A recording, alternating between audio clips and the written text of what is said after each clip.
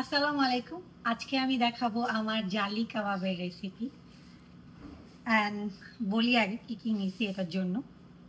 এখানে 2 pound beef কিমা আছে, গরুর দুধ, পাউরুটি, শুকনো পাউরুটি, পেঁয়াজ কুচি, বুটের ডাল বাটা, আদা রসুন বাটা, ধনিয়া পাতা কুচি, bread crumb, tomato sauce, oyster sauce, ডিম, লেবুর রস, কাঁচামরিচ কুচি, লবণ, গরম মশলা গুঁড়া, পেঁয়াজ ভাজা, পেঁয়াজ বেরেস্তা, আর জিরা, হলুদ, মরিচ, গোলমরিচ গুঁড়ো অ্যান্ড ধনিয়া। আমি এখন আমার জালি কাবাবটা এখানে একটা বাটি নিয়েছি। বাটির মধ্যে আমি সব মশলাগুলো দিয়ে মেখে নিব, কিন্তু আমি একটা একটা করে মশলা দিব।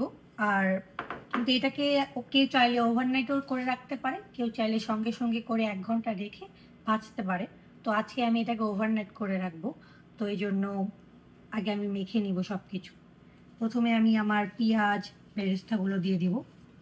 এখানে আমি 2 পাউন্ড কিমার জন্যে 1-1.5টা পেঁয়াজ বেরেস্তা করে নিয়েছি। এটা আমার গরম মশলা গুঁড়াটা, এটা লবণ, কাঁচামরিচ কুচি, লেবুর রস, টমেটো সস,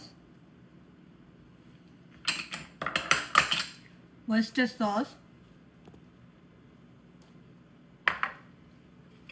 বুটের ডাল বাটা। কেউ চাইলে এটাকে ক্যানে যে বুটগুলো পাওয়া যায় সেগুলোকেও ব্লেন্ড করে নিতে পারে। আদা রসুন পেস্ট, ধনিয়া পাতা কুচি, ব্রেড ক্রাম্ব, পেঁয়াজ কুচি,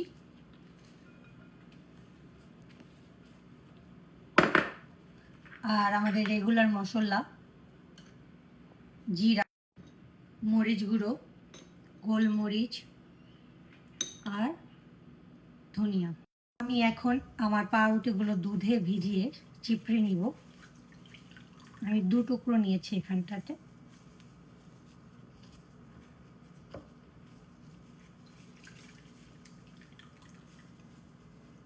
তো সব শেষে আমাকে এখন এটাকে মেখে নিতে হবে এবং আমি 2টো ডিম অ্যাড করব।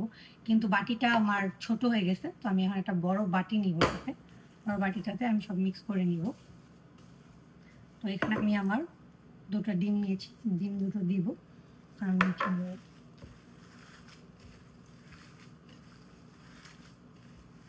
এটাকে ভালোভাবে মেখে নিতে হবে যাতে পাউরুটিগুলো মিশে যায় ভালো করে, অ্যান্ড ডিম এবং বাকি সব মশলাগুলো যাতে ভালোভাবে মিশে যায়। ম্যারিনেশনটা ভালো হলে খাবারটাও খেতে ভালো লাগবে। তো আমি এখন আমার মেখে রাখা কিমাগুলো আমি 2 ঘন্টা রেখে দিয়েছিলাম। তো আমি এখন ভাবছিলাম যে আজকে সারা রাত রাখবো, কিন্তু সারা রাত রাখা হয়নি। বাট কিছুটা আমি আগে ভাজবো, ভেজে আমি আর কি সবাইকে দেখাবো। তো আমি এটাকে গোল গোল শেপে করে নেবো, যে যেই শেপে চাই সেই শেপে করতে পারে।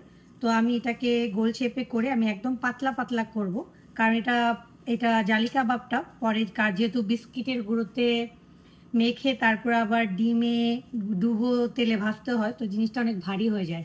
তো সেই জন্য আমি এটাকে খুব পাতলা পাতলা করে নিই। যখন এটা পরে যখন ফুলে যায় তারপর খেতে ভালোভাবে সিদ্ধ হয়, অ্যান্ড খেতেও ভালো লাগে। সো আমি আগে কয়েকটাকে বিস্কিটের গুঁড়োতে ভেজে নিব, বিস্কিটের গুঁড়োতে মেখে নিব। ভাজার আগে আমি ডুবো তেলে ডিমে চুবিয়ে ভাজবো। এটা অনেক ভালোভাবে গরম হয়ে গেছে। তো জালি কাবাবের জন্য তেলটাকে সবসময় ভালোভাবে গরম করে নিতে হয়, নাহলে ডিমে ডুবানোর পরে যে জালি ভাবটা হয় না।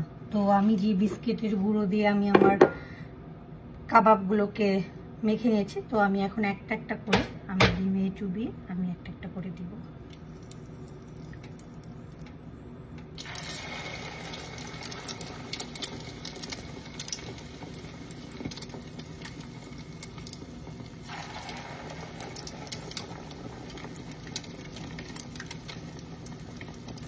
এভাবে আমি একটা একটা করে সবগুলো দিয়ে দিব। প্রথমবার দেওয়ার পরে যখন জালি ভাবটা চলে আসবে, দেন আমি এটাকে জালটা একটু কমিয়ে দেবো, যেহেতু গরুর মাংস। একটু হতে সিদ্ধ লাগবে, সিদ্ধ হতে একটু টাইম লাগবে, তো এটা আস্তে আস্তে করবে। তো আমি আমার চুলার আঁচটা একটু এখন কমিয়ে দেবো।